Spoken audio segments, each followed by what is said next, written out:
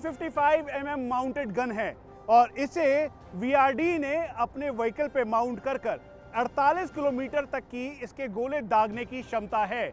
इसीलिए इसे अलग अलग जगहों पर ट्रायल किया जा रहा है और अपने इंडस्ट्रियल पार्टनर के साथ डेवलप करने के बाद अब इसे भारतीय सेना में भी शामिल किया जा सकता है और इसीलिए ये आत्मनिर्भरता की वो तैयारी है।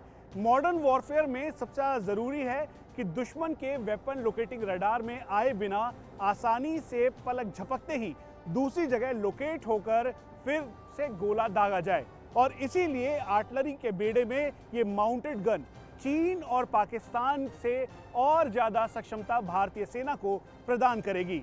इसीलिए हमने तय किया कि देश की आत्मनिर्भरता आपको दिखाई जाए और बताई जाए कि इस समय तैयारी पूरी है।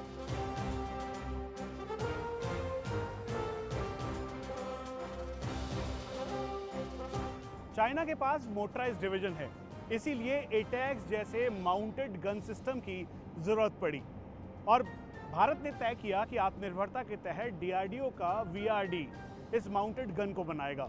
155x52 कैलिबर की ये गन यानी तोप जो कि 48 किलोमीटर तक इसकी मारक क्षमता है, 1 मिनट के अंदर ये 6 गोले दाग सकती है और इसी वजह से इसे अब डीआरडीओ पूरी तरह से तैयार कर अलग अलग जगहों पर इक्विप्ड कर रहा है। फायर करते ही ये दुश्मन के वेपन लोकेटिंग रडार में आए बिना ये अपनी लोकेशन को चेंज कर सकता है। इसीलिए अब इसको तैयार किया जा रहा है।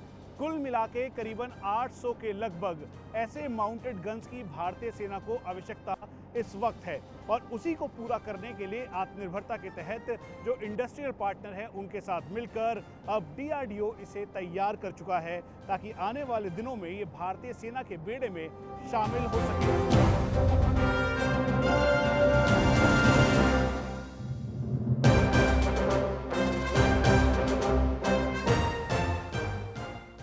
एक तरफ चाइनीज पीएलए है जो कि लाइन ऑफ एक्चुअल कंट्रोल पर अपनी मोटराइज्ड डिवीजन और रॉकेट डिवीजन के साथ तैनात है, तो वहीं दूसरी तरफ पाकिस्तान है।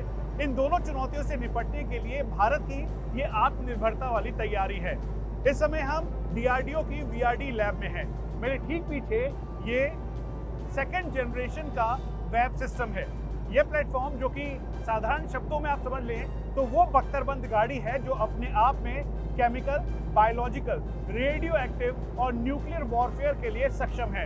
इसमें 3+7 की फॉर्मेशन में आसानी से भारतीय सेना के जवान ट्रुप मूवमेंट अपने बैटल लोड के साथ कर सकते हैं और ये विषम परिस्थितियों में इसे टेस्ट किया गया है।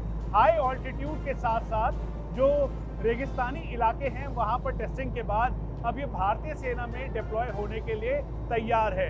हालांकि यूएस का स्ट्राइकर भी इस रेस में है, लेकिन उसके बावजूद भारतीय सेना को अब ये ट्रायल दिया जा रहा है। वहीं दूसरी तरफ जहां ये इन जंगलों के अंदर से निकलते हुए जो बेहद सारी चुनौतियां हैं उसे पार करने के लिए इस सेकेंड जनरेशन वेब को अलग अलग जगहों पर अब टेस्ट करने के बाद जो इंडस्ट्रियल पार्टनर है उनके साथ डिप्लॉय किया जा रहा है ताकि इन चुनौतियों का सामना किया जा सके।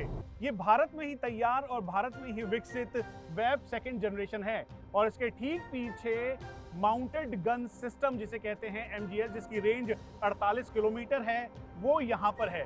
हम आपको ये भी बता दें कि इसे अब पूरी तरह से टेस्ट किया गया है हाई ऑल्टीट्यूड के लिए, एम्फीबियस ऑपरेशंस के लिए, chemical, biological, radio active, nuclear warfare के लिए सक्षम है। वहीं 48 किलोमीटर की रेंज वाला ये माउंटेड गन सिस्टम है। चुनौती इस बात की है कि जब एडवर्सरी के ऊपर गोले दागे जाएं तो उसका वेपन लोकेटिंग रडार पहचान न ले।